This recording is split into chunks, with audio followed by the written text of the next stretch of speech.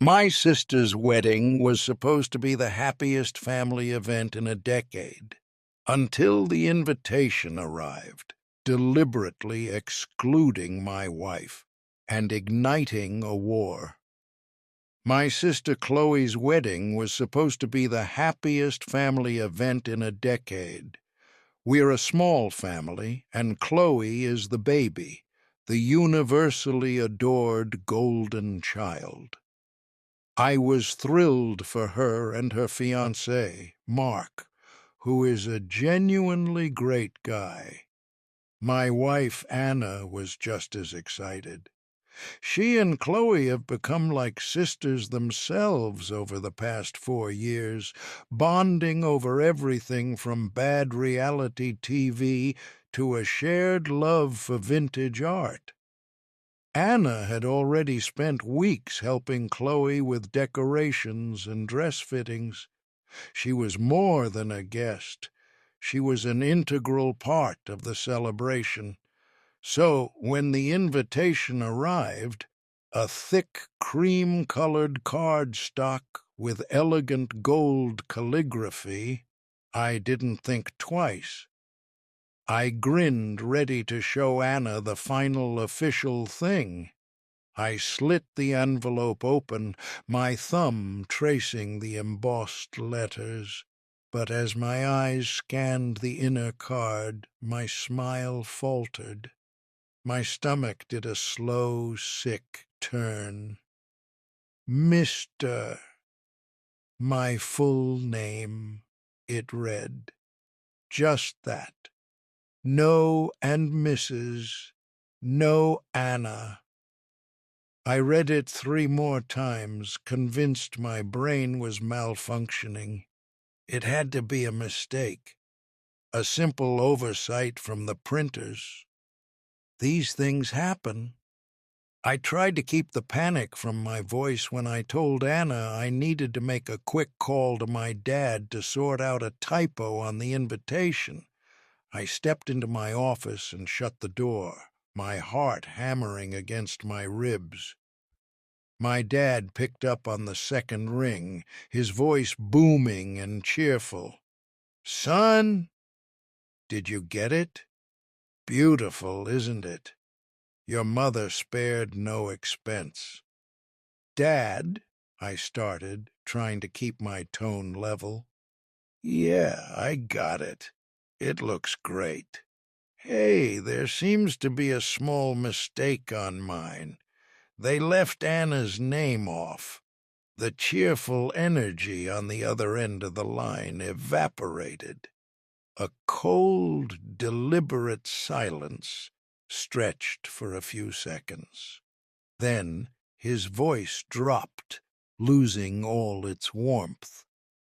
"That wasn't a mistake, son." I felt a flush of heat creep up my neck. "What? What do you mean that wasn't a mistake? She's my wife. We decided this would be a more intimate affair," he said, his tone clipped and businesslike, the one he used when he was about to deliver bad news to an employee. "Just for the immediate blood-related family." I actually laughed, a short, sharp, disbelieving sound. "Blood-related? Dad, she is my immediate family. We've been married for 2 years. She's Chloe's friend, for God's sake. She's helped plan half of this thing." "Her help was noted," he said dismissively. "But the final decision stands. This is a family matter, and frankly, she doesn't quite fit. She wasn't invited." The way he said it, so final, so cold, felt like a slap in the face. It wasn't about intimacy or blood. It was about him. He'd never approved of Anna. He thought her career as a freelance graphic designer was unstable and that she was a bad influence. pulling me away from the family business I had no interest in joining. This was his power play, a petty, cruel message delivered on the most expensive cardstock money could buy. My hand was shaking. "Okay," I said, my voice dangerously quiet. "Okay, I understand. Then I guess you'll be getting my RSVP soon." I hung up before he could respond. I walked out of the office, took the RSVP card, and ticked the box. Regretfully declines. I mailed it the same day. The fallout was immediate. A storm of calls from my mother, my aunt, even Chloe, who was clearly being fed a different story. I told them all the same thing. Ask Dad. The day of the wedding arrived. Anna and I spent it at home, watching movies and ordering takeout, a quiet act of solidarity. My phone had been buzzing non-stop since 8 a.m., but I ignored it. I owed my loyalty to my wife. Then, around 2 p.m., just as the ceremony was supposed to start, a single text lit up my screen. It was from Chloe. My finger hovered over it, dread coiling in my gut. I finally opened it. It didn't say, "Why would you do this?" or "You've ruined my day." It said something far worse. "Where are you? Dad's telling everyone you're in the hospital with a terrible stomach flu. He's making announcements. Please, whatever is going on, just come. You're my only brother." I showed Anna the screen, my hand trembling slightly. Her eyes widened, scanning the words. I saw the flash of hurt in her expression, quickly replaced by a steely resolve that I loved so much.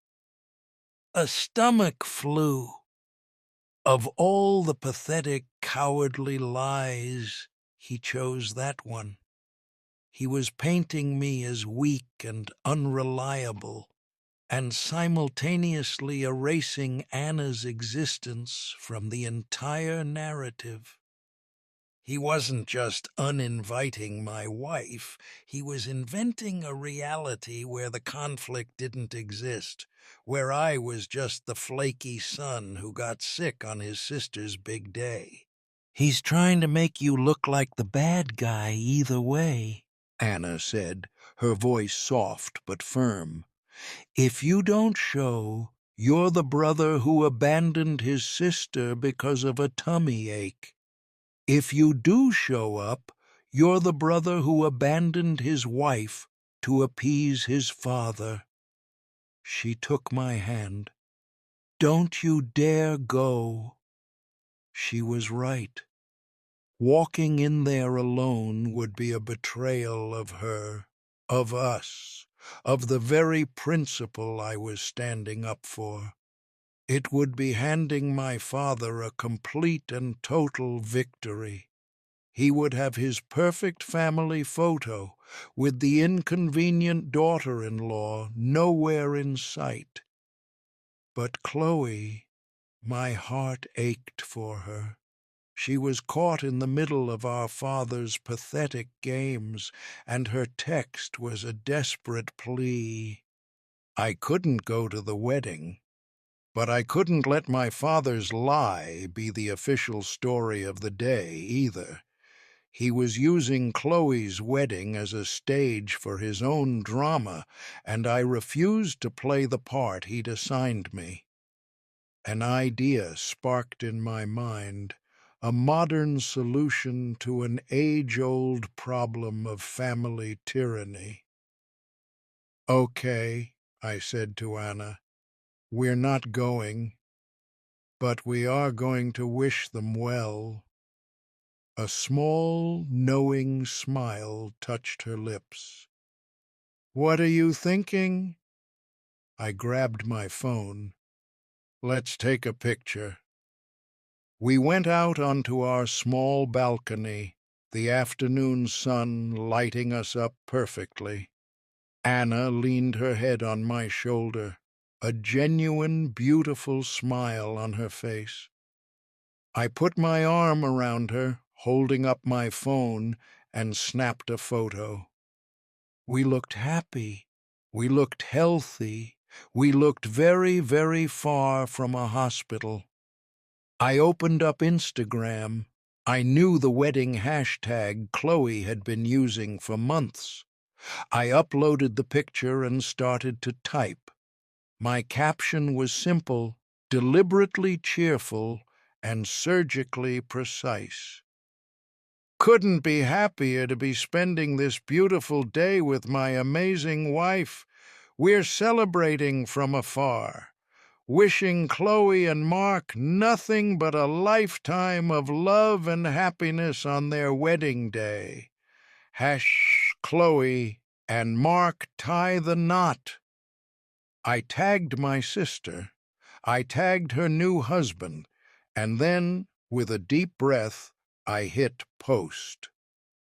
For a minute there was silence. The post sat there, a digital grenade with the pin pulled. Then the notifications started. A trickle at first, then a flood. Likes from cousins, confused comments from family friends. "Aren't you supposed to be there? Glad you're feeling better." Then the texts started pouring in, a chaotic chorus of question marks and exclamation points. And then my phone rang. It wasn't my dad. It wasn't my mom. It was a number I didn't have saved, but I recognized the area code. It was Mark's father, the father of the groom, a man I deeply respected, a man who, just an hour ago, had listened to my father give a speech about his poor, sick son who was heartbroken to miss the ceremony. My blood ran cold. I looked at Anna, took a steadying breath, and answered the call. "Hello?" "Son?" His voice was a low, serious rumble, devoid of any pleasantries. "I just saw your picture online. Your father just told 150 guests that you were being treated at the emergency room for severe food poisoning. What in the goddamn hell is going on over there?" The line was silent for a moment, and I could hear the muffled sound of music and chatter in the background. The reception. I held my breath, picturing the scene. My father, the benevolent patriarch, accepting sympathies for his mysteriously ill son, while Mark's dad stood there, phone in hand, realizing he'd just welcomed a liar into his family. "Sir," I began, my voice steady despite the adrenaline coursing through me, "I am so sorry you've been pulled into this. The truth is, I'm not sick, not even a little. My father informed me that my wife, Anna, was explicitly not invited to the wedding. He wanted blood-related family only. I told him if my wife wasn't welcome, then neither was I." Another beat of silence. I could almost hear the gears turning in his head, connecting the dots between my father's public performance of grief and the cold, hard reality of the situation. "I see," he finally said, his voice dangerously low.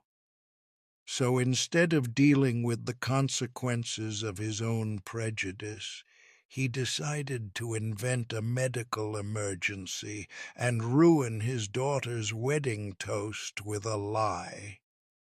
That's quite a man you have for a father. There was no judgment in his voice towards me, only a deep, simmering anger directed squarely at my dad. Thank you for your honesty.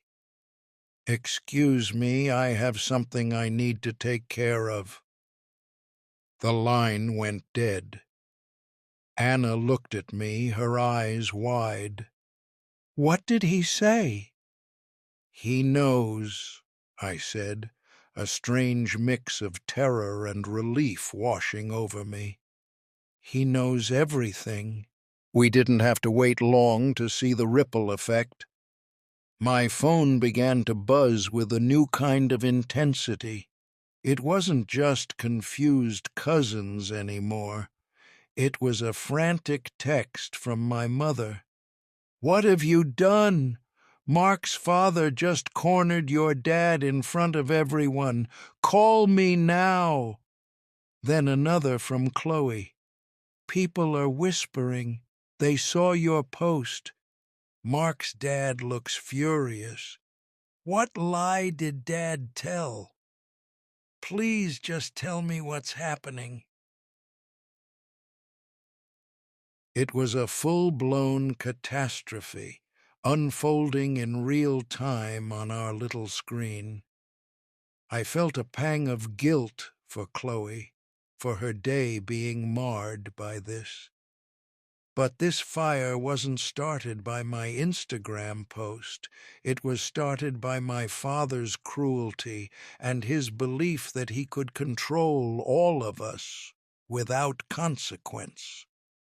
My post was just the gasoline. We sat in silence for the next hour, watching the digital storm rage. I imagined the hushed conversations, the sideways glances, the mortified looks on the faces of the wedding party. The perfect, elegant affair my parents had spent a fortune on was now the setting for a cheap, humiliating family drama. Then we heard it. A car squealing to a stop on our street, the engine cut with an angry roar. Heavy footsteps stomped up our walkway. It wasn't a knock that came at our door. It was a loud, furious banging, the flat of a hand slamming against the wood, making the whole frame shudder. I crept to the door and looked through the peephole. My stomach dropped to the floor. It was my dad, his face a mask of pure, unadulterated rage, his dress shirt unbuttoned at the collar, his tie askew, and right behind him, her face streaked with mascara, was my mother, wringing her hands and weeping. He raised his hand to pound on the door again, his eyes wild and searching. He wasn't there to talk. He was there to demand my surrender. I looked back at Anna, who stood silently behind me, her expression firm. She gave me a single, determined nod. This wasn't a fight I was going to face alone. I took a deep breath, unlocked the deadbolt, and opened the door just wide enough to block the entrance with my body. "What do you want?" I asked, my voice devoid of emotion. "What do I want?" my father snarled, his face inches from mine. He smelled faintly of expensive champagne and overwhelming fury. "You have publicly humiliated me. You've ruined your sister's wedding. You made a mockery of this family in front of Mark's entire family." "No," I said calmly. You did that. You did that when you chose your petty prejudice over your own son's family. You did that when you told a pathetic lie instead of owning your decision. This is on you. I am your father, he bellowed, jabbing a finger towards my chest. You will show me respect. Respect is earned, Dad. And you lost mine the moment you told me my wife wasn't welcome. Behind him, my mother was sobbing. Please, she pleaded, just apologize. Your father, just tell him you're sorry, and we can fix this. Sorry for what? Anna's voice cut through the tension. She stepped up beside me, not cowering but standing tall. Sorry that he loves me? Sorry that he refused to let you disrespect our marriage? We have nothing to apologize for.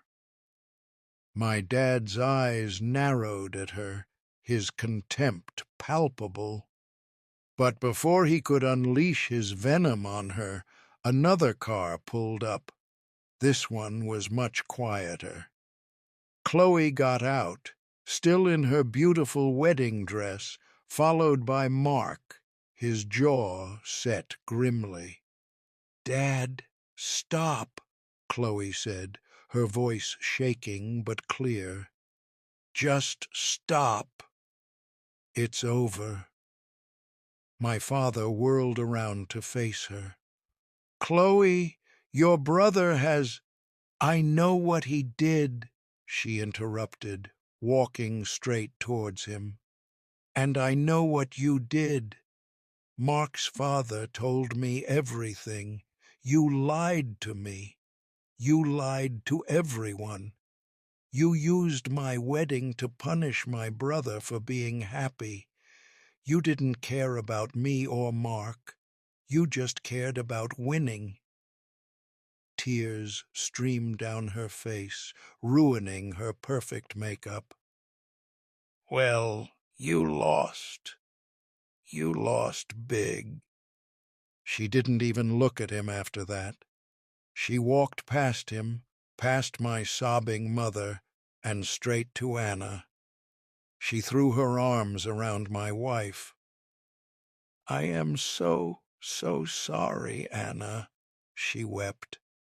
I had no idea. You should have been there.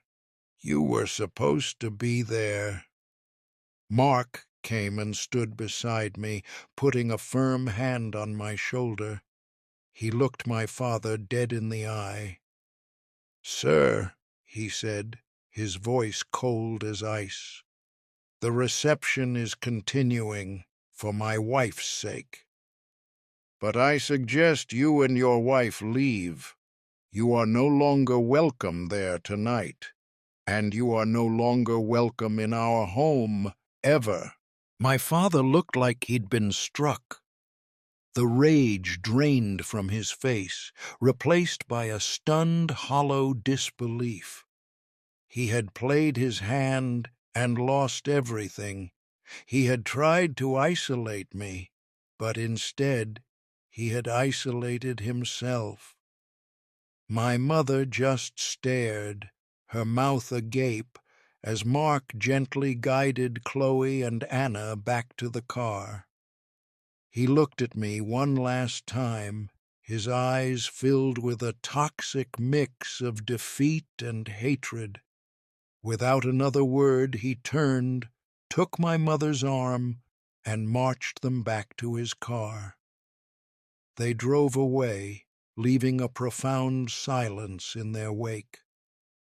That night, Anna and I joined the last hour of the reception. We were greeted with hugs and quiet apologies from family who now understood. It wasn't the wedding day any of us had planned, but in a way, it was more meaningful. It was the day my sister stood up for what was right. It was the day I learned my new family had my back unconditionally. And it was the day my father learned that love, real love, can't be RSVP'd away. His power was an illusion, and we had finally called his bluff.